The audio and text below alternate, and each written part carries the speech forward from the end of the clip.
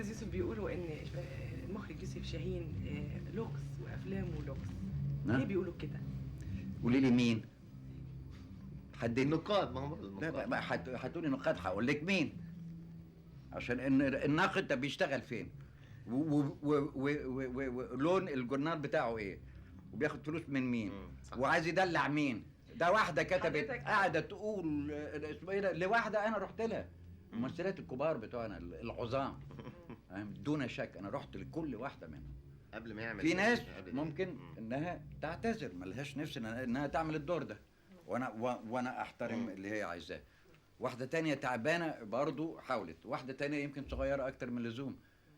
عيب جدا انه ناقد سينمائي يتهمني انه انا ما عملتش كل المجهود انه انا اعمل احسن معادله، بس احسن معادله دي عايزه فيها معادله سياسيه، في معادله اقتصاديه، في معادله الفنيه بتاعت المزاج. ليه انت تقولي المدام فلانه كانت